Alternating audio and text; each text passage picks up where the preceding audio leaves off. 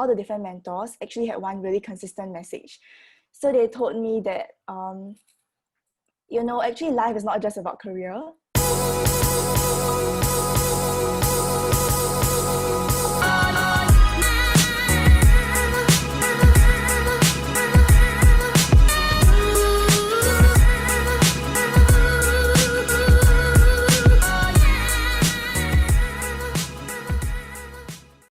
Welcome back to GenZ Talks, and today we're going to be discussing a very important topic regarding mentorship and the value of mentorship to a young person.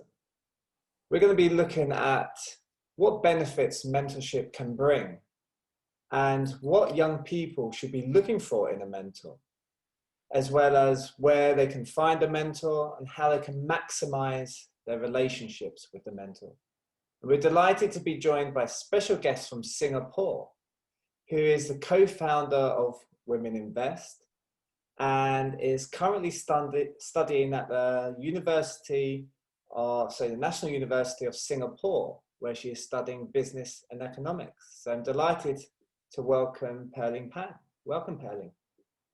Hello, thank you. I'm really excited to be here. Yeah, so really excited to share about my experiences with regards to mentorship. Yeah, a very important topic, and I certainly wish that I had a mentor when I was younger, because it wasn't really encouraged and it wasn't really well known when I was younger. But today it's so important for a young person, especially during these times, to have a mentor and to have guidance. So today we're going to look at the benefits, and maybe we can start with, what is the role of a mentor for you? Yeah, I think for me, the role that a mentor plays is really focused on guiding the mentee as well as giving suggestions. So I don't expect my mentor to give me all the answers that I want, because I know that my circumstances would definitely be different from my mentor's circumstances when he or she was at my age. But I think what the mentor can do is to really share his or her experiences. And these experiences can give me a glimpse into what I might be expecting and what I can possibly do. Yeah, so that's what I think a mentor really does. And tell me about your experiences of mentors. And what value have they brought you? Personally, for me, I think the mentors really helped me tremendously. So I could share about the different kinds of mentors that I've gotten. So I've gotten mentors from different life stages. So I have a mentor who's in her middle age, and I have another mentor who has been working for a couple of years. And I also have a few more mentors who basically just graduated from university or are graduating soon. Yeah, so by being able to speak to all these mentors from different life stages, I think it really gave me an idea of what I am looking out for and what kind of person I want to become. So I think one key idea that really helped me throughout was that all the different mentors actually had one really consistent message. So they told me that, actually life is not just about career. So at that point in time, when I was so focused on trying to search for my direction, on what career pathway I should go to, they told me that career is not everything. There's actually so much more than just career. And the way you define success is not just limited to success in your career. So there's also family, friends, relationships, and other things that you like to do in your free time, such as your hobbies. So for instance, for me, I really enjoy doing music and things like that. Yeah, so that's something that really woke me up. But I think that there are many other benefits as well, definitely. So for instance, firstly, I think it's about also wanting to find out more about a certain industry or field. So if you speak to a mentor from a specific field or industry that you're interested in, you can definitely gain more insights about that. Yeah, and it's really important because I think a lot of us, we may not know what we want yet, so we naturally just aim towards a certain career path that a lot of people are interested in, or we just check the table, oh, it's the highest paying job, so we go for it. So it's really useful to be able to speak to mentors to gain the behind the scenes, to know really, is this something that I would be keen on? Is this something that I will be able to excel in before you make a decision? Yeah, and I think secondly, actually, it's also another thing that I really appreciate about my mentor-mentee relationships. It's, well, relationship is the relationship itself, is the connection that I have. So in particular, I have this mentor that every time I speak to her, right, I just feel so at ease. And I feel that I could tell her anything and I know that I can trust her that she won't share it with others. And it really helps because sometimes I'm close with my family and friends, but sometimes there are some things that you feel a bit uncomfortable to discuss with people that you're so close with, and you want someone who's not that close with you, but still close enough that you can trust. And I think mentor-mentee relationships really provide that kind of support system. So I think that for Gen Zs right now, especially during COVID, when things can be really stressful when you're stuck at home, it really helps to have such a support system. Yeah.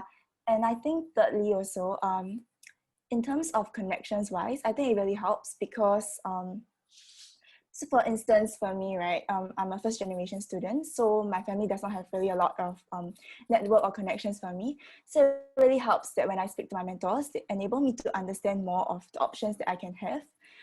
They show me what things are out there that I didn't know previously. So basically, it just helps me to open my eyes and broaden my perspective in a sense. Oh, have you heard of the saying that you don't know what you don't know? Yeah, so I think that one key takeaway from me. And I think that all the Gen Zs can also benefit from that by just broadening your perspective and getting to know more on what's out there. How do you find the right mentor for you? What should a young person consider to make sure that they get the right match for what they're looking for? What do they need what went through your mind, for instance, in terms of how you chose your mentor? Yeah, okay, I think for this question itself, I think before you start to choose a mentor, I think it's important to consider whether you're ready for a mentorship. So personally, I only have praises for mentorship because I honestly think it benefited me a lot, and I always send mentorship programs to my friends to recommend them as well. But I think it's important to also understand whether you have the capacity for it. So a lot of people may think that mentorship is just, the time you have to put in for the mentorship session. So maybe once a week or once a month, you have a 1 hour session or so. But actually there's more than that. So for instance, before each mentoring session, you have to prepare. So that's time taken up. And also you want to give yourself time to think. So I think before we go to even choosing a mentor, I think it's important that you as a mentee think about whether you can commit to the mentor. And do you have the capacity to take on a mentorship program? Are you in the right state? Are you ready to make a change in your own life? And are you ready to listen to new inputs? Yeah.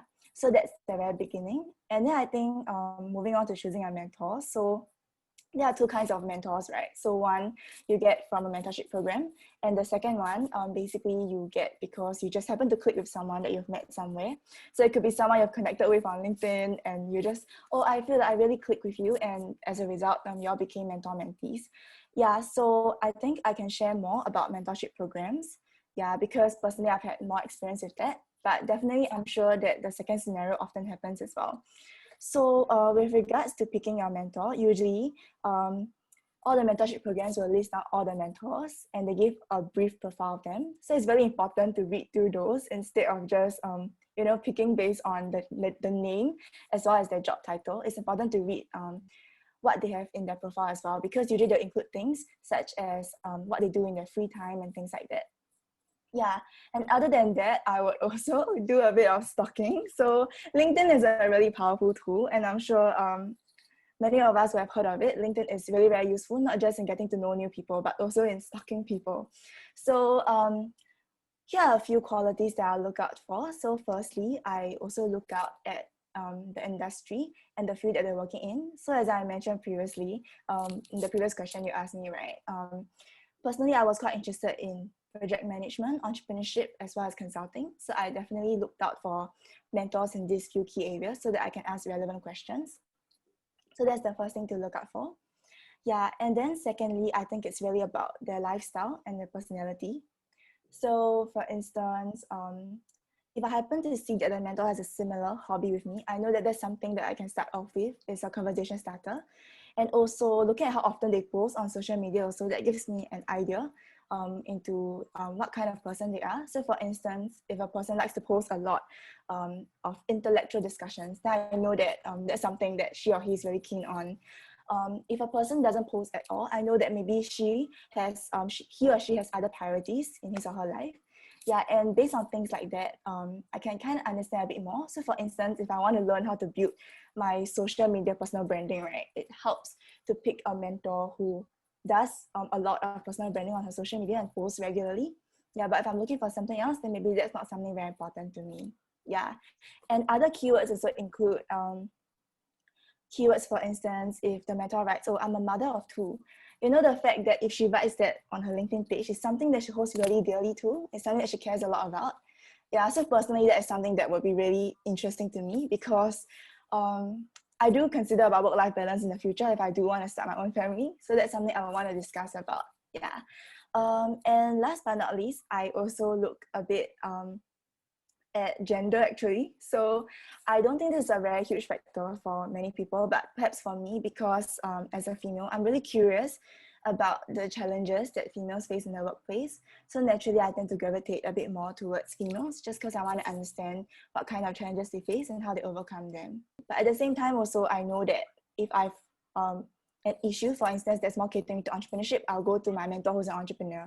If I have an issue that's more related to something else, then I'll go to this specific mentor. So it's kind of like a board of directors, you know, you have the CFO, CTO, you go to them for different specific things. How do you maximize the relationship? What work does the mentee need to be putting in?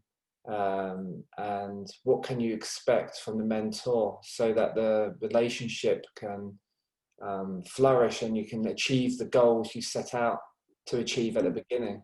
What tips can you give from your experience which have really helped you maximize your relationships with your mentors?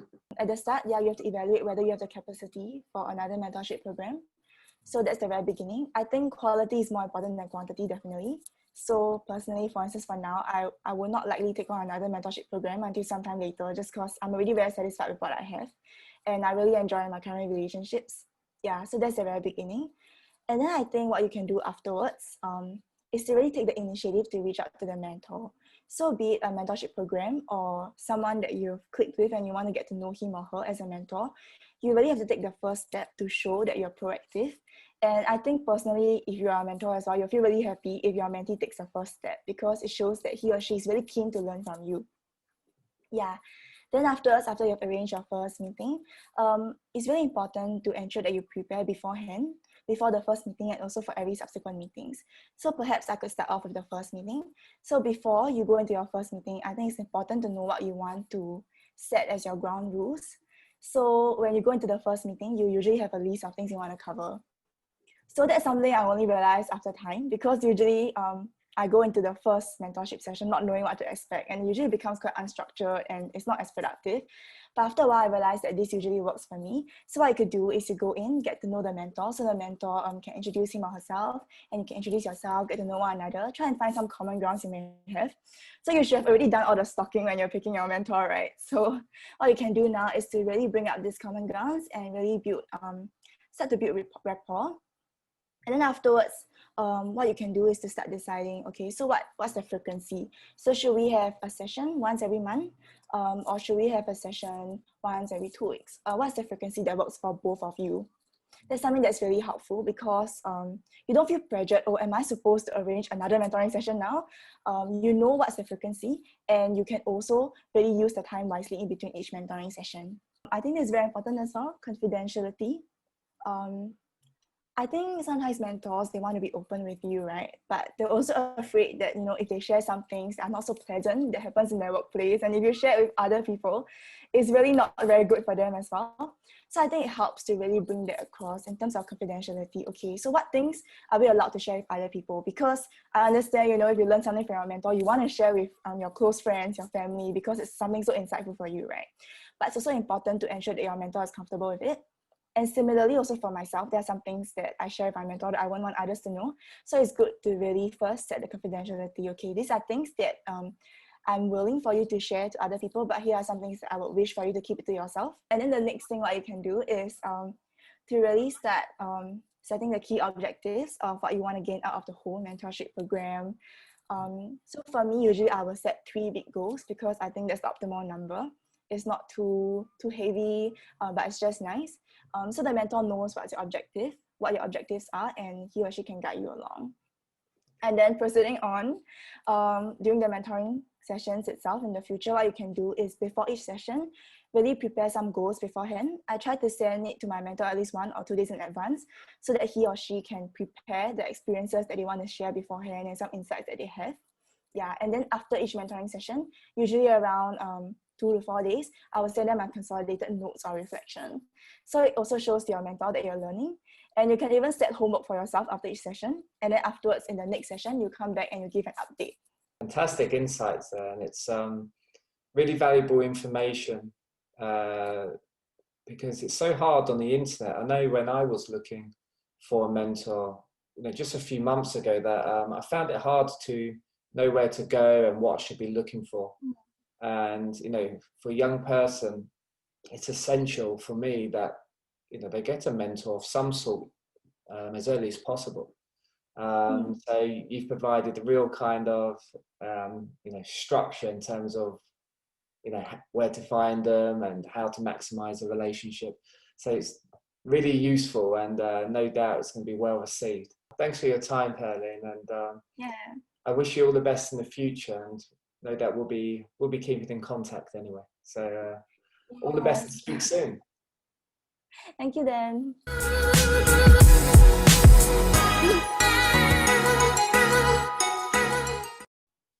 We hope that you enjoyed this video today, and we would love to hear from you in the comments section as to what your experiences are with mentors and how you went about finding the right mentor for you.